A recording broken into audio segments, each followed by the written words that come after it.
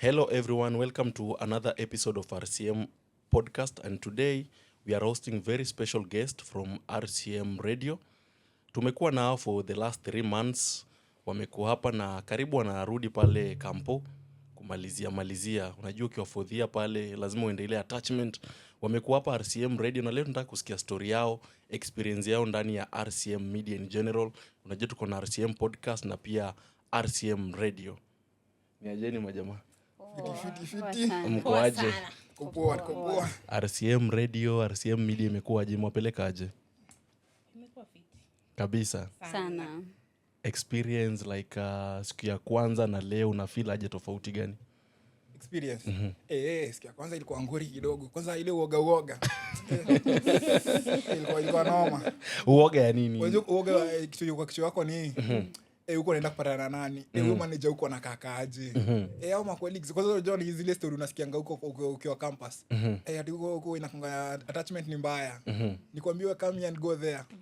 Lakini by now sasa hivi tu ni vulai. Vitu ziko poa upande yangu. Experience yangu RCM Radio ilikuwa best, lakini siku ya kwanza ilikuwa kidogo ngori. Before nifike unajua niko zile za nitapata huko watu wako aje, the management au staff venye watakuhandle. But kufika watu wako welcoming RCM. Na unajua kwanza nilikuja late kidogo. Wanakuonyesha hivi ndio inafaa ufanye, huku tuko hivi. Then nikakaa tu nikaobserve nikaona this is the best place to be. And before we continue, pale kama unatu watch pale Facebook na ama pale YouTube, remember to like, subscribe and share this episode. Na before tuendelee, ningependa tu mjitambulishe, mlikuwa from which university? Yes. Na pia show mmekuwa mkifanya hapa ndani ya RCM Radio na RCM podcast. So mimi naitwa Elizabeth Waititu, niko Masai Mara University. Na nilikuwa na show kadhaa hapa. Tulikuwa tuna co-host Vibes Mtaani, the radio show. Tulikuwa na podcast show hapa 2. What's Poppin show na Youth's Corner. Yes. Yeah. One time for the 2 times. Unajua sauti ni ya nani? Ni ya Top Boy Vicky. Mimi nimekuwa nimepiga show ngapi? Show 3. Nimepiga moja kwa radio na Jeta Power Drive, ilikuwa inahostiwa every 2 from Monday to Wednesday. Na bado nimewapigia hapa ya podcast, sport na burudani na bado financial literacy. Yeah. Ni hivyo. Hello guys. Na mimi hapa hivi ni Maureen Simiu.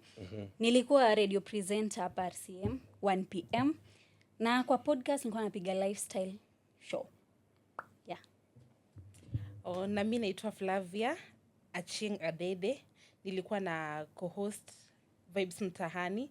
Na hapa kwa podcast nilikuwa na 3 shows. That's lifestyle, Youth Corner show and then girl to girl talk. Yeah. Na labda Vicky, hebu tupe tu ile experience yako siku ya kwanza umefika RCM Radio. Ulifeel nini tofauti from RCM Media na pale university? Kwanza really nilifeel na kwanza niliingia tu hivi nikasema now this is the place to be. Why? Because niliingia hivi kwanza nacheki tukisha on the arrangement ya place, environment. As unaambiwa this is the production room. This is our radio station. And this is a podcast and TV station. Nikasema yeah. At least hapa nilijua I'm going to gain something. Hapa sitatoka nimekuja kunywa chai ya saa 4 niishie. Nilijua hapa nakuja nitoke na learning experience. Yeah. Analyze. Like tunajua Masai Mara iko kule Narok. Narok is not a bigger town kama Nairobi. Yeah. Sasa wewe kufika Nairobi ulikuwa na manager aje? Unajua pale kampo tunajua class inaanza 8, pale comrade anafika class 9:30.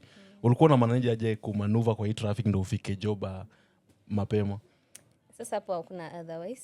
Ni kuamka mapema. So campus inakuanga mchezo.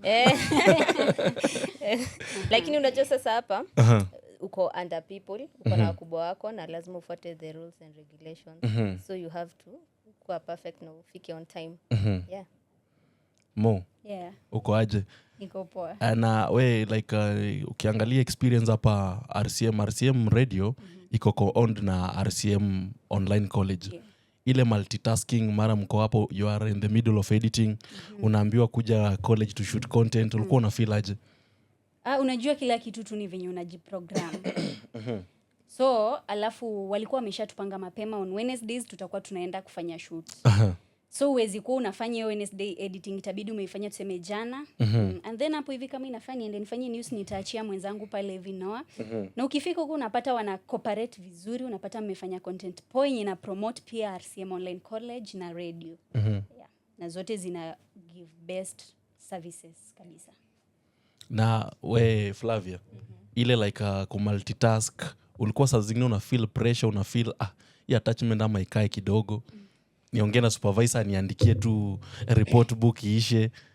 Personally, I feel any pressure on my side. Vitu like this radio station iko organized.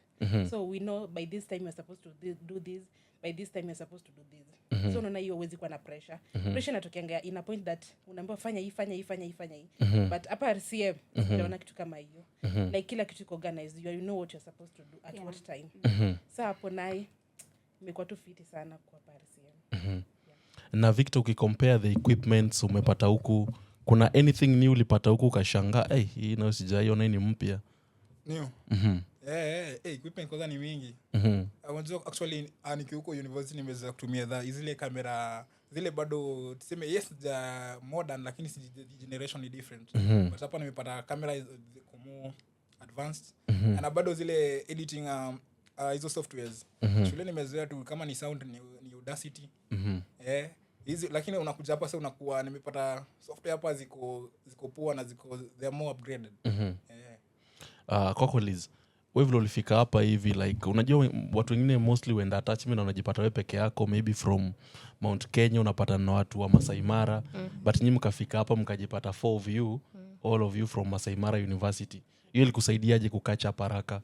Hiyo ilinisaidia juu watu najua. So unajua tu kuna ile sense of belonging kwa na watu wenye mko the same, mmetoka place same. So ilinisaidia at least sikuwa na watu new sana. Juu kama kuna Vicky, kuna Mo, kuna Flavia, kuna wewe, watu kama 5 hivi wenye mmetoka the same place, hiyo ilifanya nika-adjust mbio. Na kwako Mo, skill gani mpya enye ulikuwa okay ukiwa pale campus, of course ukifika that year tuna expect umelana a lot from news reporting everything.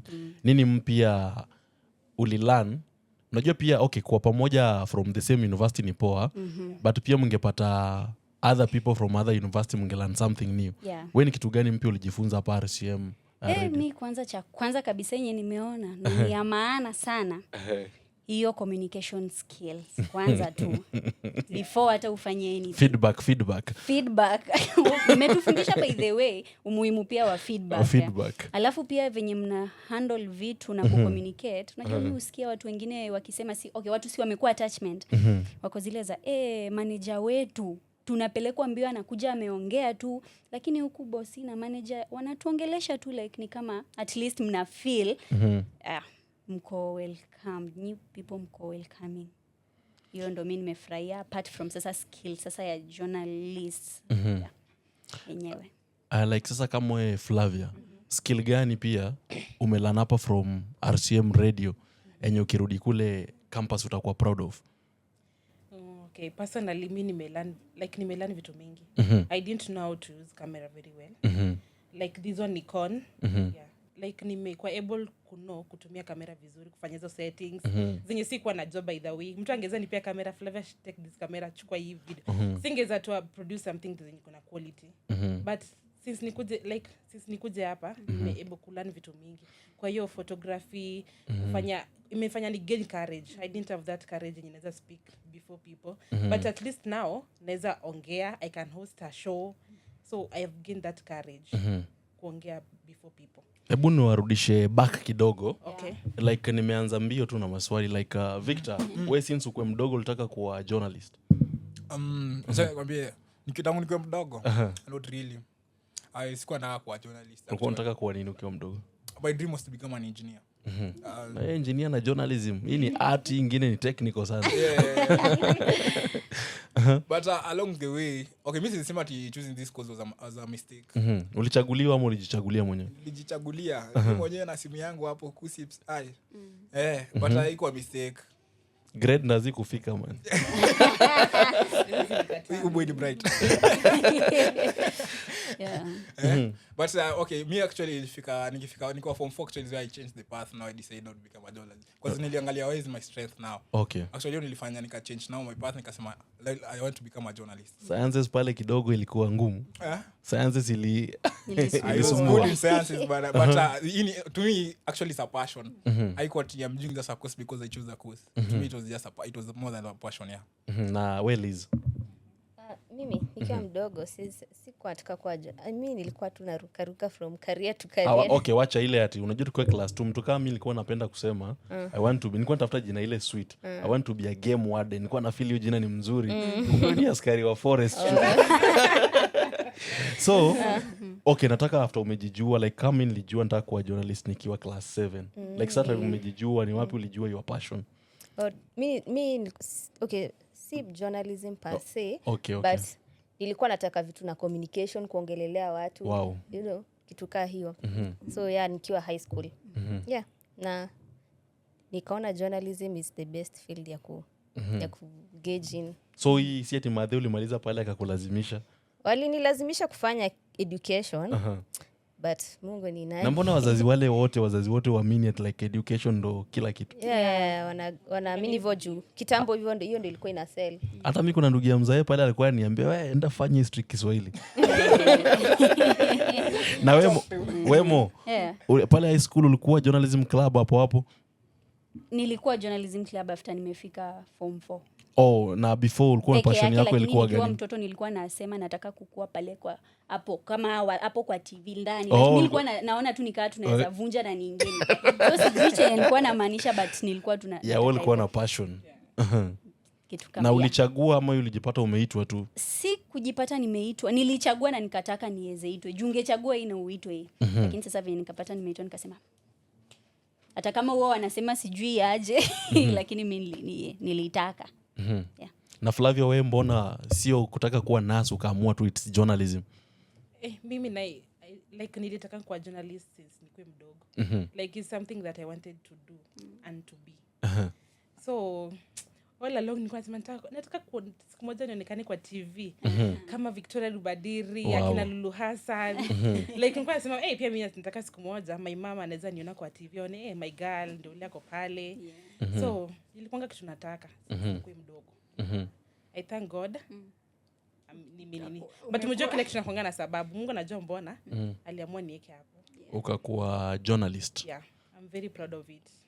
Okay, na like vile mmekuja huku unajua kuna ile reality ya campus na kuna reality ya outside world. Najua huko kwa attachment I think kwa nini mtu alikuja na hii idea ya attachment. Alitaka unajua ina happen before you go to your 4th year. You experience utapata vile ulikuwa unafikiria ukirudi 4th year una change your thinking. Najua nilikuwa na jamaa fulani siwezi mtaja hapa na nitumie DCI. Huyu jamaa alikuwa bookaholic. I guess cause kama yetu si haitaki ukuele bookworm sana. Yeah, inafaa unakuwa tule jamaa unajituma kwa practical skill. So mtu kama Wellies vile umekuja hapa thinking yako imechange aje vile ulikuwa unaona? Unajua sisi tulikuwa najua journalism ni kuwa tu kwa TV na radio kutangaza. Hapa RCM Media imekusaidia aje ukachange your perspective? Imenionyesha kuna fields mingi za journalism, si lazima ukue tu news anchor ama news reporter. Yeah. Kuna unaweza kuja host shows huko kwa podcast, unaweza host shows za radio, unaweza kuwa behind these cameras yeah. Unaweza edit, unaweza kufanya production. Niliona journalism iko very wide. Yeah. Victor? Hii experience inaonyesha like journalism is not about media. Unapata imeintegrate bado sasa na online marketing. Sure. Marketing is part of journalism or of media sahi. Also pia some things that IT is among pia journalists. What mtu IT anafanya also a journalist can do. Yeah, in media. So imenipatia wide range of not seeing it as only as a media something. Yeah. Mo. Yeah. Hadi mimi venye mwenzangu amesema hiyo pia iko na ya marketing. Nikakuwa nafikiria hata happen umeenda kufanya kwa mortuary. Yeah. Still unaweza ukaadvertise. Mbona tu mortuary? Kwa sababu nilikuwa napitia clip fulani nikapata mtu ametoa promo ya mortuary na ilikuwa vizuri sana nikapenda. Anasema they offer mortuary services. Yeah. By the way, what do you think of that? Kabisa. Watu wa mortuary, watu wanauza jeneza, wewe unawafikiriaje? kazi ni kazi, bora inakuletea chenye unataka. It's Lakini okay. sasa imagine place tunaweza kaa hapo shule tuseme leo semester imekuwa mbaya, wanafunzi wa general. Wale jamaa pia anakaa mwezi ni mbaya. Hawezi sema hivyo. Wanasema aje? Hawezi sema hivyo kwa sababu hawezi kosa clients Watu kukufa na every day. But sometimes wanaweza sema kuna mwezi inakauka. Kauki. Kuna time na unajua nikaingia page ya huyo mtu alikuwa anakaa ni kama journalist, juu content zake ni kama za journalist. Si hata kuna huyu wa K24 alikuwa ndo Franklin Masharia. Aliquit, babake alikuwa na Mog. Aliquit news anchoring, arudi afocus na biashara yake ya Mog. Yeah. Iko allowed. Na kuna huyu demo wa TikTok mwenye anatumianga sauti ya kutishatisha, alienda wapi? Mwenye unajua anaitwa nani? Ni baba Talisha. Kuna dem fulani alikuwanga very famous, je alienda wapi? Ako proud ya kazi yake ya Mog. This You know her? mwenye once alikuwa na date na Baba Talisha. Yes, ni baba Talisha. Yes. Not Baba Talisha. That lady was once dating with Baba Talisha. Alikuwa na date na yeye. So anafanya kwa mochari. Anafanya kwa mochari na antushutia behind the scenes but aoneshi the body. Yeah. So mimi nimeona inaweza open pia ni mingi. Chances mingi za kufanya. Na wewe Flavia. Mimi nimeona hii media. First of all, you must be courageous enough. Lazima like nimeland kwa journalist, you must be good in communication because journalism is all about communication. How you can communicate to people. Yeah. So nimelearn vitu mingi, both camera, both kwa radio, vitu mingi sana. Yeah, na mi naweza advise with my little experience like ile mfocus na nini, msifocus na TV na radio sana. Like si unaona kitu yenye tunafanya kule RCM College. Unajua kazi hiyo ndo kitambo, sisi ndo tumeharibu kazi ya media. Unasikia sasa hii media nyingi watu wana shut down, wengine wajalipo for 3 years. So imagine kutolipo for 3 years. Na unaenda kazi kila siku. Like hii advertisement ilikuwa una advert moja kama unakuja kuongea kwa RCM College pale. Hiyo advert moja ilikuwa ikitumwa mpe maybe Citizen wacheze, they charge you 200-300k. Sasa hii kila company inajifanyia. Influencer wameharibu market, so mnafikiria outside the box. Yeah. Okay. Na unajua nasemanga hakuna ile bad day in the office, Victor. Siku moja tu ulikuja hapa job, kuna kitu ilikupiss off ukasikia hii attachment yao inaweza waachia.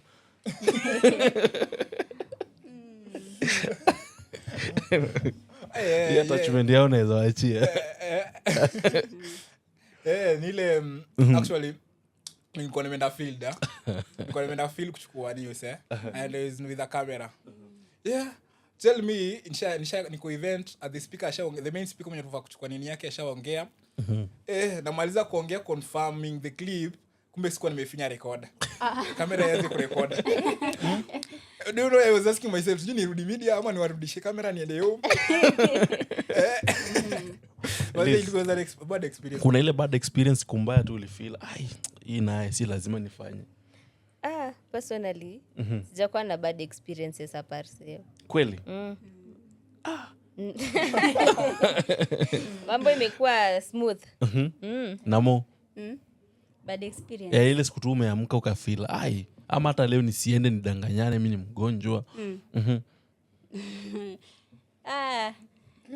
Nilikuwa wiki ya kwanza director alikuwa ametuambia tumsaidie kukata shots. Sasa nikafanya kidogo hiyo machine. Sasa nimeona karibu na maliza, alikuwa amesema tutoe 8 ama 10. Nikafanya karibu imebakia moja, alafu nikasikia kila kitu imecrash. Hivyo ndo niliambiwa ati zimecrash. Sasa zote zenye nimefanya zimepotea. Akasema narudi kushoot tena nikupatie ufanye, nikajiambia nikasema tu sawa. Challenges za production. Flavia. Okay, mimi challenge nimepitia, like tulikuwa na plan, we were supposed to do a certain project. So to come up with that idea, but sasa disappointment, and then the bad thing tulikuwa tushambia the manager. So I work out. Nili feel so disappointed. So shida ilikuwa kwenu ama kwa the management? Shida ilikuwa management. Shida ilikuwa okay, maybe I don't know. Shida ilikuwa kwa audience. Like tulikuwa tuende to shoot certain people like farmers, but walikuwa wana turn down.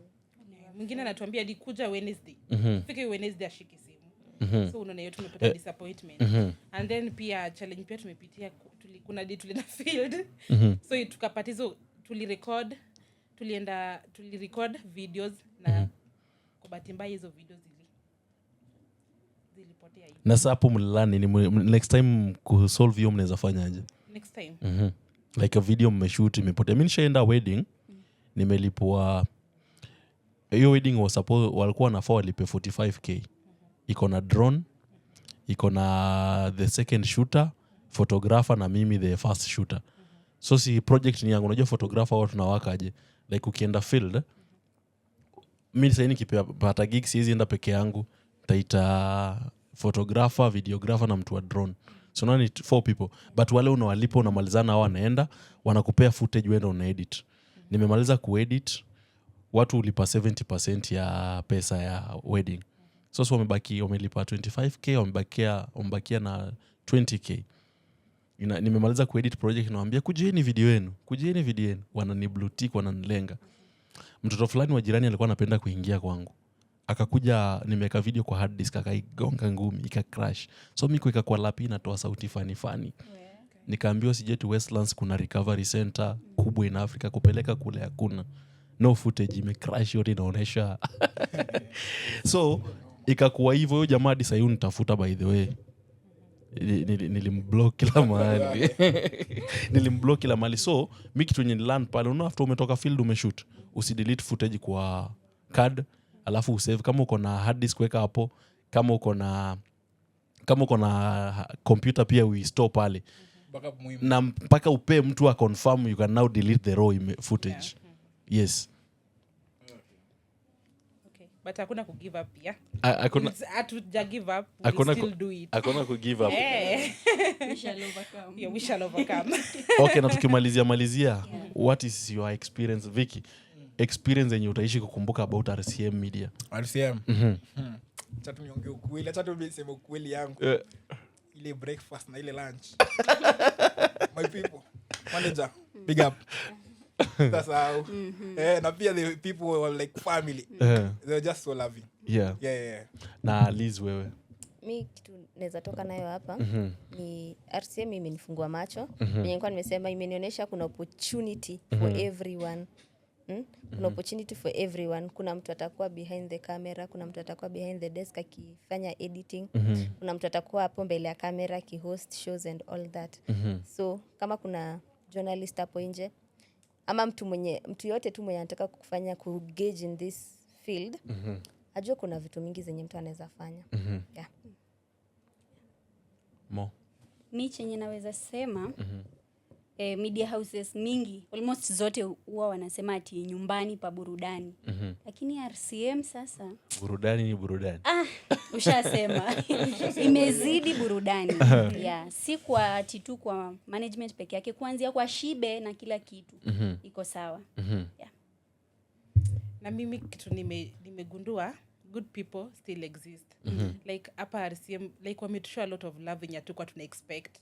Like hatukuwa tu expect manager atakuwa so free with us, boss anaweza tuongelesha, like tunafanya kazi na team, like hakuna ile ubaguzi, like imetushow upendo yenye hatukuwa tuna expect. Tulijua tutakuja hapa tu pressure lakini kinyume na matarajio. Alafu good news unajua ni aje? Nyinyi mlikuwa the first group. Si nyinyi mlikuja May. RCM Media was only 2 months old. Yeah, it was only 2 months old. So siku moja mkikaa huko mnaona watu wanatangaza kwa RCM. Sema si ndo tulianzisha pale. Pioneers. Pioneers. Okay. Swali yangu imepotea. Bado kuna moja event road trip to Limuru. Hiyo na Experience. hiyo Ile baba. Ilikuwa so amazing. You usually pata most of the people wanafanyanga. Na wana sponsor sisi wote. Mimi kwanza nikipost watu wako like haki nyinyi mko sawa. Wale ulipata place poa. Akisunge ni connect, you see. So hadi watu wako surprised, wako wana expect inaweza kwa hivyo. Naambia sasa mmejibamba ya kutosha, sasa muende nyumbani. Lakini roho itaki kuenda. Okay, na my last question. if you are given an opportunity to come back and work at RCM Media, will you come back? Gladly takuja na tutafanya kazi kwanza, ndo nataka Itakuwa sa kazi, Yeah, si yeah. attachment Si tena. attachment. Mimi na wasema opportunity. If you are given an opportunity to come back and Yeah, to work. come back. Definitely I'll come back. Hata sifanyaje, usinipigia nipindu location. I'll be there. Nini siku zote. Yeah. Ami hata sitangoja niitwe. Nitakuja nitajileta. Nitaambia. Hautangoja hiyo Like I'll choose RCM for my like maisha yangu yote I'll choose RCM radio. Yeah. This is where I want to be. From me nasema tu thank you so much. Hadi mimi nimeona kazi yenu mmekuwa with a lot of professionalism. Na vile wote mmesema journalism ilikuwa ndani yenu tangu mkue wadogo. Na kwa niaba ya CEO wetu hapa hivi Dr. Joshua Ura, our station manager Clinton Wendo. Big up. By the way, thank you so much. Na mi yangu tu ni kuwa wish all the best. Wende mmalize graduation pia mtuite. Hiyo lazima. Mtuite Narok. Unajua Hiyo Narok is only 2 hours drive. Yeah. Oh no, 3 hours drive. 2 to 3. 2 to 3 hours. 2.5. So mtakuja. Narok Najua si wote tuna graduate at the same time. alafu ni mwaka election, yani mtakumbuka mligraduate in 27. Yeah. Tunaenda mkokadi. Mkokadi. Yeah. So after kuvote After kuvote graduation. tunafikiria ni kuterem. Graduation. But hiyo time mtakuwa bado session. No, tutakuwa tulimaliza. Ama unauliza? Au mtamaliza ndo mngoje graduation? Tunamaliza mwezi wa 4. Oh. Like 1 year from now mtakuwa mmemaliza shule. Yeah. Few months, just 6 months. Hata ni 6 months. 2 semesters no mko na exam 2 bado. Okay. Thank you so much. To our viewers, thank you so much. Remember to like, comment and share our episode. Mimi nimekuwa your host Ibrahim Okoit. Bye bye. Bye. Till we meet again.